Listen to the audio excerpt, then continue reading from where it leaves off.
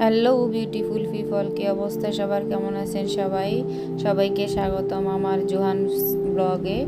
তো আমরা কোথায় ঘুরতে গিয়েছিলাম আশা করি সবাই ভিডিওটা দেখলে বুঝতে পারবেন।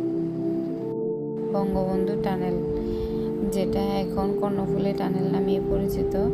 তো আসলে অনেক সুন্দর ছিল, অনেক এনজয় করছি আমরা। কি বলে, নতুন করে জিনিসটা হয়েছে, এখন নতুন হয় না, এটা অনেক আগেই হয়েছিল, বাট আমরা সময় স্বল্পতার কারণে, ব্যস্ততার কারণে যাইতে পারি নাই। তো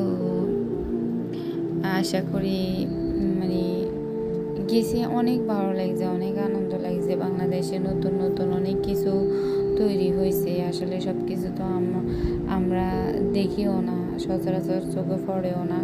তো ওই দিন প্ল্যান মাফিক আমরা গেছিলাম, সি বিচে গেছি।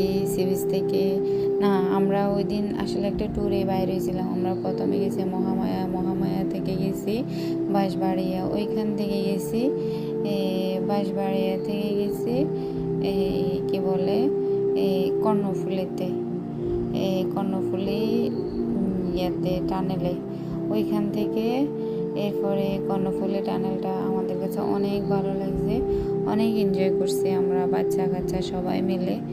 তো আশা করি সবাই যাবেন, দেখে আসবেন। বাংলাদেশ অনেক সুন্দর, বাংলাদেশের বিভিন্ন ধরনের প্রাকৃতিক দৃশ্যগুলা দেখা যায়। এই তো আমরা এখন টানেলের ভিতরে আছি, আসলে অনেক সুন্দর, অনেক সুন্দর লাগতেছে টানেলের ভিতরটা। বাচ্চারা তো সবাই চিল্লি কি কি করতেছে ওরা, আমি ভয়েসগুলো মিউট করে দিছি। তো আশা করি সবাই যাবেন, দেখে আসবেন।